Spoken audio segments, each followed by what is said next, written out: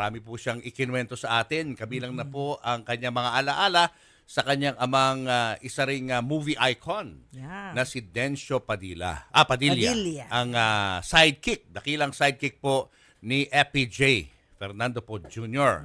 Maganda ho ang ating naging kwentuhan dyan. But of course, may mga malulungkot na bahagi ng interview at yan nga yung kanyang pagka-miss sa kanyang mga anak na sina Julia, Claudia at Leon Barreto. Na taon na rin po ang binibilang na hindi niya po nakikita ng personal. So, ang ginagawa na lang po ni Dennis ay iniipon niya ho. Iniipon niya yung mga magazine kung saan cover ang kanyang anak na si Julia Barreto. So, for the first time, papakita niya ho sa atin ang kanyang koleksyon ng mga magazine ni Julia. Panoorin po natin. Tagal na rin. 2014 din. So, alam ba ni Julia na kinokolekt mo yung mga yan? Ngayon malalaman niya na. Ngayon malalaman niya na. Malalaman na ni Julia ngayon. Oo, pag napanood niya. Oo, na number one fan mo si Daddy. Tapos, siyempre yung ex ko. Oo, si Ayan, Marjorie. meron din. Ito mga anak mo, di ba? Si Leon. Oh, This is Claudia. Claudia, Leon. Claudia mas magbata kay... Julia is 27. Si Claudia diba? ba nag-artista na? Singer. Di ba? Singer. Kumakanta-kanta siya. Si Leon?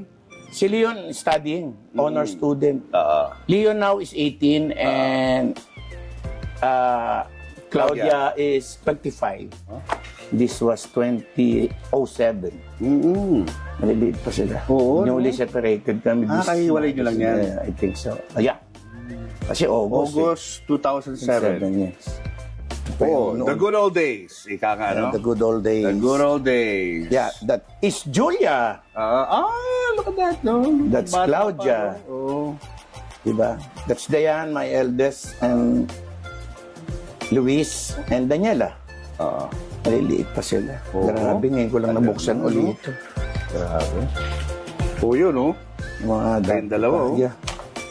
Mga old pictures and Claudine. Ngayon mo lang uli binuksan. Since 2007. 2007. Yeah. That's Julia. Sino yan? Julia yan? Julia. Galing, ano? Julia. Claudia. Oo. Lee. Oh my God. Grabe, no? Gretchen and Si Gretchen. si Gretchen yun. Tsaka ito si Dominic. Si Dominic. Yeah, Dominic. This, I think, Si Leon ba yan? no, I think this is Claudia or Julia. Me and Leon. Can you imagine Leon is now 21? Oo. 21, this 21. This is my eldest son, si Luis. He's also 30, 30. Asa na ngayon yan? Nagtatrabaho sa Development Academy of the Philippines. Ito si Julia, oh. Si Julia, yeah. Paano mo, binibili ito mga magazines na to? Are you always on the lookout? Paano? Yes, pag may lumalabas siyang magazine, nakita ko sa National or kung saan man, Oo. bibili ka agad ako ng 2 copy. Yung isang copy yung binubuksan ko, yung isang copy, pinipreserve ko lang. Bakit? Bakit mo binibili? Anong purpose? Because I'm proud of her. I'm proud to be the dad of Julia Barreto. Before nga, nung hindi pa siya sikat, anak ni Dennis Padilla yan. Pero ngayon, baligtad na. Yung mga bata, pag pinapakilala ko, kilala mo yan si Dennis Padilla yan. Yan ang tatay ni Julia Barreto. Baligtad na, no? Kasi, syempre, sila na yung uso ngayon eh. Dati, uso tayo eh. Diba? So, ngayon, tatay ka na switch. Diba? When was the last time you talked to Julia? 4 years ago? 4 years ago?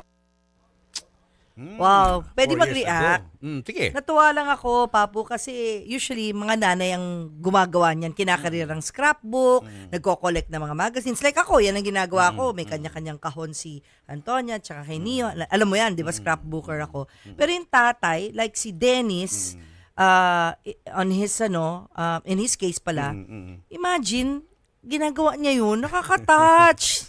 Mahal niya talaga yung mga anak niya. Oo naman. The fact na ginagawa niyo yun, Papo. Hindi yan for show. Ama yan eh.